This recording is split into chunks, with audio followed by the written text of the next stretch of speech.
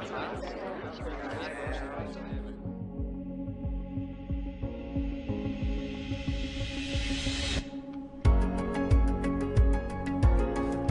there, everybody. Gary Cranston here, President of the American Writers Museum. We're really excited that you could join us today. We are, as I said, live here in the museum. If you've been following us and joining some of our programs that we've been doing online, you may have seen me live in another part of the museum. The last time we were live for a big event here, I gave a tour shortly after COVID-19 shut us down the first time last year. So it's been quite a run since March of 2020, of course. We've been closed, reopened, and closed again. And we're here today to talk about what's coming up primarily and where we're going, because we are opening up the museum again on May 14th. And we're excited to tell you about that, excited to tell you about some upcoming exhibits, the programming that we have coming up and the programming we've been doing and where we're going in the future. So that's what we're here to do today. I want to go over a couple of things right off the bat. You may have gotten an email that mentions some raffles and some trivia that we're doing. So open the chat window for this video and we will be posting some trivia questions throughout this event. And if you're going along and answer the trivia question, you'll be reached out to send us an email and collect one of your prizes. We have partners including Broken English Taco Pub below us here on Lake Street, the Chicago Architecture Center, and then we have some really interesting prizes as a package from the Hotel Julian as part of a raffle giveaway for everybody who signed up today. That'll be a raffle that we'll draw, and we'll talk about the winner at the end of this program. So jump into the chat, keep it open, take a look, and we hope you win something today. Now, along with that, as I mentioned, we are getting ready to reopen, and that's what we're going to be talking about a lot. Our reopening date is May 14th, so that's a Friday, and that is going to kick off our reopening, and that is our reopening weekend and our anniversary weekend. So we will be 4 years old as an institution in May, and we are very excited to have you come back and join us here in the museum physically. And I'll have Christopher talk more about some of the precautions that we'll have in place when you do come back. So it's been a big year, and a lot has happened, and we have this special anniversary, but I also want to talk a little bit about where we've been over the course of this last year and where we're going.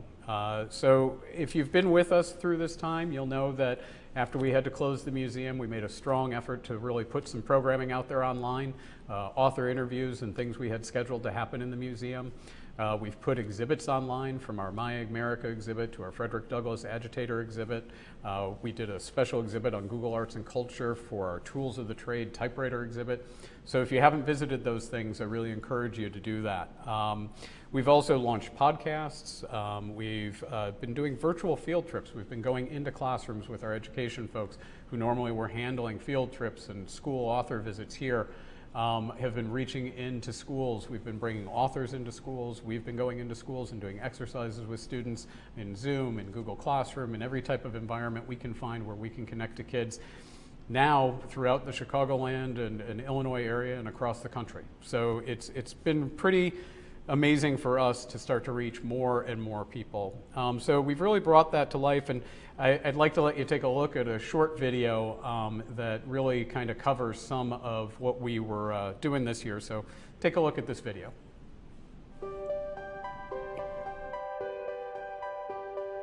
The world has changed a lot recently, and so has the American Writers Museum. While the museum is still a great place to visit and interact and learn, it is no longer just a physical location. We have been hard at work bringing our content, our programs, and our passion to the world. We have launched new virtual exhibits like My America and Frederick Douglass Agitator. The sites include a deep sample of the original content, along with curriculum for teachers and students. A new site based on our American Voices exhibit will launch this fall. Our author programs have also moved online. Now we can engage hundreds of visitors with our conversations with authors, from bestsellers to poet laureates to first-time novelists, all meant to engage and inspire our audiences. And our past programming is coming alive with a YouTube page full of past programs, new stories, and special projects, including a new podcast series to make it even easier to connect with the writers who inspire you. And most importantly, this fall, we'll launch a series of virtual field trips to help connect with students who normally would visit us and engage in the museum and find inspiration in the writers and their stories. The American Writers Museum is now accessible to everyone, everywhere, every day. No matter where you visit us, in person or online, we'll be there to celebrate and honor the power of American writing with you. Well, I hope you enjoyed that video. These are just a few of the things that we've been doing across the course of this past year, which has been difficult for everybody in every institution. And so we're just really excited that we were able to make a positive impact across the course of 2020 and into the beginning of 2021. We're really excited too about what we've learned from all of this. We plan to take the things that we've learned about working online, about pushing our content out to people, connecting with schools and classrooms across the country. We're going to continue to do that. When we eventually get to being able to have live programs here in the museum again, we will also be broadcasting those live online when we do them. So we've been able to take the time to install the equipment to make that a part of what we'll be doing from now going forward. So we're hoping that our reach will just get stronger and larger, and we're excited that you can be a part of that with us. We opened 4 years ago. This museum will have its anniversary on that same weekend, as I said, and so we want to have a special promotion for everybody. If you're watching this now, I want to let you know that if you buy tickets from now through the end of May, those tickets will be $4 off in connection with our 4th anniversary. So if you haven't been here before, if you have friends who haven't been here before, I want you to really encourage them to try and come visit, because this is a great time for us to reopen, and we're excited to have people coming back into the museum. Before I hand it over to Christopher Burrow, our Director of Operations, to talk about what it's going to be like when we reopen, I also want to remind everybody, like I said earlier, we've got some giveaways and some trivia questions going on in the chat, so please pay attention to that. We're excited that you came to join us today for a few minutes, and we're going to have a little bit more to talk about, but I'm going to hand it over to Christopher now to talk about where we're at as a physical space and what we're doing and how we want you to come back. Hand it over to Christopher now. Hi, everyone. Take my mask off for a second here. We still will be requiring masks as we're following all the guidelines. As Carrie mentioned, we're going to be opening Friday, May 14th. And just to give you an idea on the schedule, from Thursdays through Mondays, we'll be open from 10 to 5. So that'll be our schedule with this reopening. Thursdays through Mondays, 10 to 5. And if you haven't been here in a while, or if you've never been here, we want to kind of show you a little video of what to expect as you come up to the building and in through our lobby, which of course you'll have to wear a mask as you come into the building, so you'll be wearing a mask the whole time. You have elevators to get up here, but we also recommend you can, if you're able, to take the stairways up the back. That comes right to the 2nd floor, and as you see, you pass through our elevator bank with the signage about what to expect and what's required and expected of you as visitors. You then, if you've bought your tickets online, you can come right up to the front desk and you're able to scan your ID, your ticket, to let you in. We also have styluses and gloves, so your interactions will be as safe as possible for you and our staff. Like I said, we're going to be following the CDC guidelines and the city and state guidelines, so that's what we're doing to really kind of keep you safe, our staff safe, maintaining social distance, wearing masks, thinking about what you're touching and washing your hands often. We will have hand sanitizing stations available in all the galleries or near all the galleries as well. We are really looking forward to you coming back. The museum has missed people. It's not a museum with you. Without you, it's hard to be an interactive museum without people to interact with it. We're really proud of our reviews that we received on, especially like TripAdvisor, where we've won the Traveler's Choice Excellence Award, but also on Yelp and Facebook. Facebook, there's a really nice feedback we got, someone who came in during our previous reopening and how safe they felt, it's great to read because we try hard, and for people to feel safe, that's really important to us too. Like I said, we encourage you to buy tickets online, makes it much easier. And also you can book the museum for events, for parties, for book clubs, things like that. We have our exclusive catering partner, Food for Thought. They have their own guidelines, which you can find on our website, about the additional precautions they're taking in addition to the regular food safety precautions, but the additional COVID precautions that they are taking. So I would say, try to book your event today if you want to do that, and you'll see the different offerings they can do for you.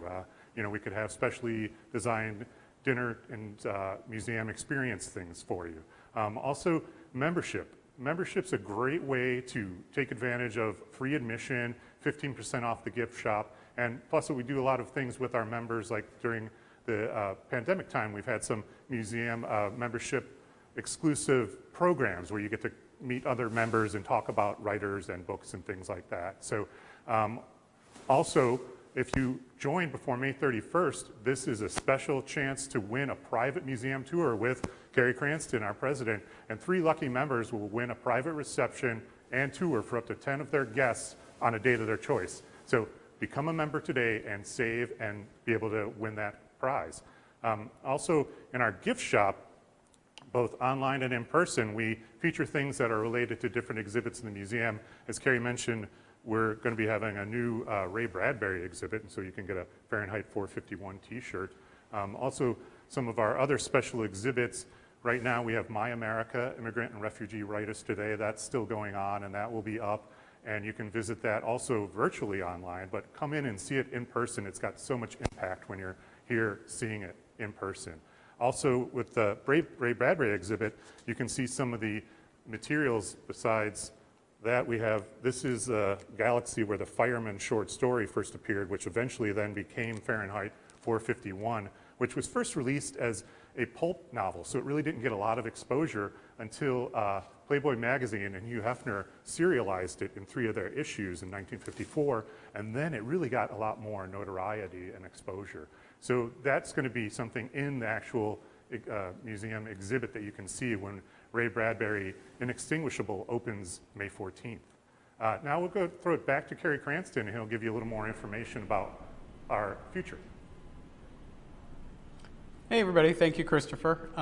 So as he mentioned, Ray Bradbury is going to be a big part of our relaunch. We've been working on this. 2020 was actually Ray Bradbury's 100th centennial birth year celebration, but that celebration got shortchanged, of course, because of COVID-19, as so many things did.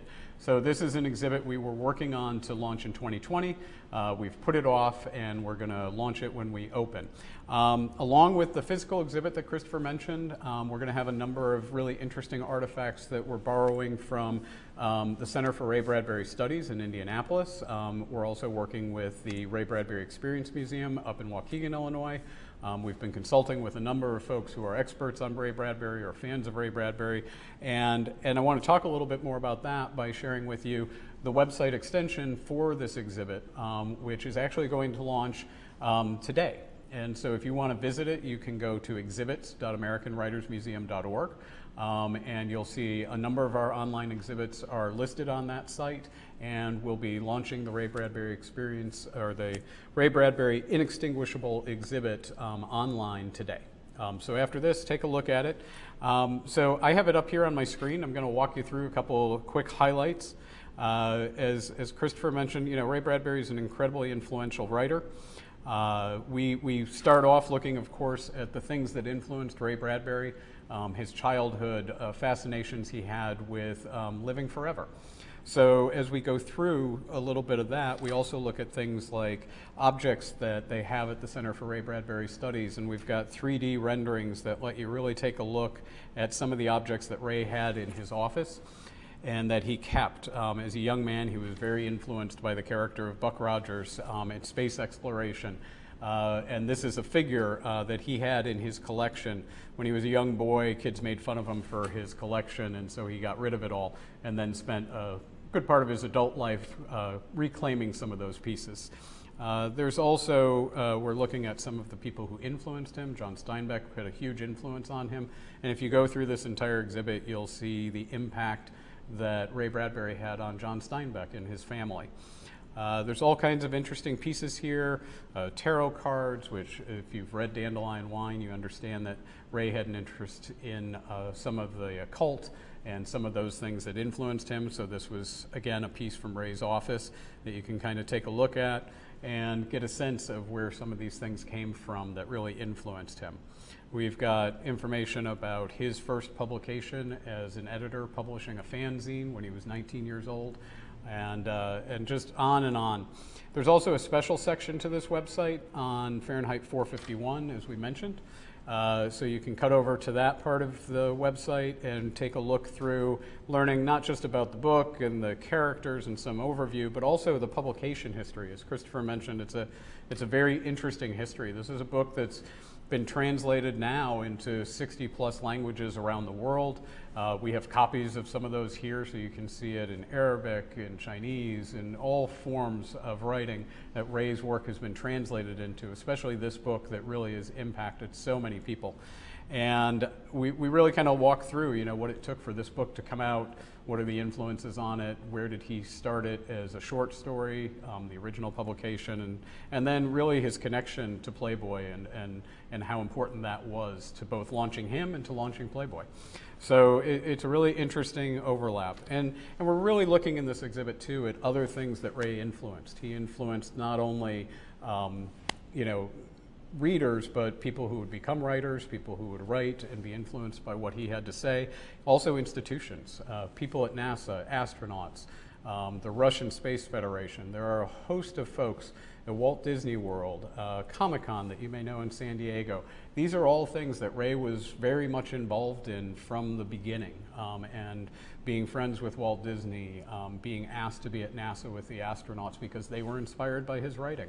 So these are all things that we're exploring in this exhibit, and we hope you'll take some time to really dig into it, learn about it online, come in when we open, and see the physical exhibit. Along with all of this work that we've been doing, we've taken some time to talk to writers who have been influenced by Ray, and I'd like to take a few minutes and let you hear from some of those writers. So we're going to cut to a quick little video, and you can hear from some of the writers that Ray has influenced.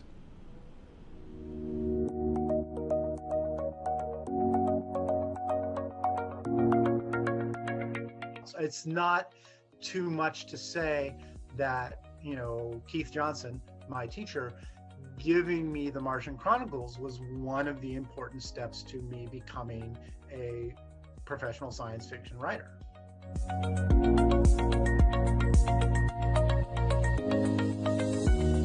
A lot of male writers are very clinical, especially in the way they write sci-fi fantasy, and Ray Bradbury wasn't that. There was something not female, but just all gendered about the way he writes people. As I'm reading through all these historical writers, you know, I was already in this headspace of, are Black people even allowed in science fiction spaces? You know, we're not, you know, I don't see many of us as writers. I definitely aren't seeing us in the stories. And yet here I am reading Ray Bradbury, and all of a sudden, basically, one of my early encounters of being able to read Black people in science fiction, frankly. And I think Bradbury's still relevant because he shows us how work can be deeply concerned about human connection and about the ways we perceive each other, but also still fall down. I think because he, was incredibly good at what he does. I mean, ultimately, that is the answer. He was incredibly good at what he does. His prose is impeccable, and his ideas are strong. And the reason it's still relevant is because Bradbury thought long and hard about what he was trying to say. He wasn't writing casually. He wasn't simply tossing things off without any sense of the deeper philosophy or meaning behind what he was writing. He had something to say, as all the great authors do. The reason that I think most writers should read Ray Bradbury, and I teach him, is because he understands the specificity of language. Everything that he writes has this rhythm and cadence to it that elevates the language into kind of pure storytelling.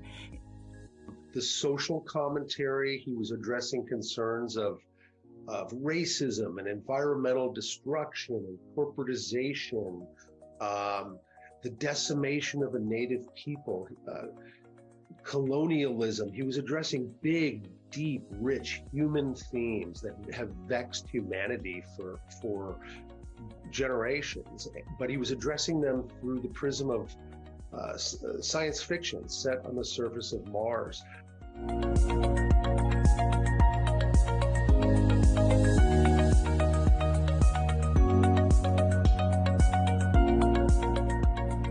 Well, I hope you enjoyed learning a little bit more about Ray and his influence on just some of the writers that we've talked to about this.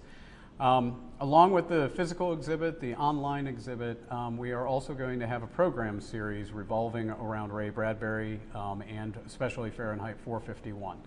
To talk more about that, I'd like to hand it over to Allison Sansoni, our Director of Programming. She's going to kind of walk you through what this special program is about and some other things we have going on that area. Go ahead, Allison. Thank you, Carrie. I'm excited to share our program series this spring, summer, and fall in partnership with the National Endowment for the Arts Big Read program with a focus on Fahrenheit 451. The NEA Big Read is a program of the National Endowment for the Arts in partnership with Arts Midwest, and it's meant to bring us all together around the reading of a great work. In this case, Ray Bradbury's timeless tale of the perils of censorship and the pressures of controlling intellectual thought. Our first program is with Ray Bradbury's biographer, Dr. Sam Weller, who's going to be talking with Museum President Cranston about Bradbury's story and how he came to tell it. We're also going to be talking about Bradbury's home in Waukegan with the Waukegan Public Library and talking to them about how his locations influenced his life and work. Christopher mentioned earlier the publication of Fahrenheit 451 in Playboy. We'll be talking with Christy Hefner about her father's magazine's decision to publish the book as a serial and make it into the classic that we know it as today. We're going to be looking at one of Ray Bradbury's lesser-known types of work, which is his crime stories with hard case crime editor Charles Ardai. And another program in September will be in partnership with the Newberry Library. And that's going to look at Ray Bradbury's influence on film and film's influence on Ray Bradbury. Bradbury also plays a big part in our writing contest this year. Our Onward Writing Competition is a national competition for school students around the theme this year of using writing to create change. And details about that are on our website at AmericanWritersMuseum.org. So if you'd like to go there, if you're a teacher or a student, or you know a teacher or a student who'd like to participate, instructions and guidelines are all there. You can also register there for the programs as well, and we'll be adding more as the year goes on. We're very excited to see you all back at the museum soon, and we thank you for caring about the past, present, and future of American writing. And with that, I'm going to hand this back to Carrie Cranston to wrap us up. Well, thank you, Allison. I really appreciate you running down some of that. We're excited about all of these programs, and we're looking forward to having an opportunity to connect you, our members and our followers, with all of these folks that know so much about Ray and his life and his work. I think it'll be really interesting. And along with that, as we've talked about, there's a lot that we have learned from this year. There is a lot that we have going on. As I mentioned, we've been doing virtual field trips, and we are very hopeful that this fall there will be kids back in this building coming in, getting excited by this physical space and all of the interactive and fun exhibits that really excite kids about writing. But we intend to continue to reach out nationally and across the country. We will be taking everything we've learned from this year, as difficult as it was, and turning it to your advantage as a follower, member, supporter of the American Writers Museum. So we appreciate you as an audience, and we hope that we continue to bring you programming, exhibits, and interactivity that really enhance and explore the idea of writing and its influence on our country and who we are as a people. So thank you for your support. Thank you for having come here in the past. Thank you for coming in the near future. We hope to see you soon. As I mentioned before, the chat is the place where we're going to announce the winner of our raffle. We've been doing some trivia questions there. We're just really glad that we've had a chance to reconnect with you. We're really glad that people are going to be coming back into this museum, as Christopher said. It's a wonderful space. And thank you all for taking a few minutes with us today. And contact us, reach out, become a member, come visit. We're looking forward to it. Thanks.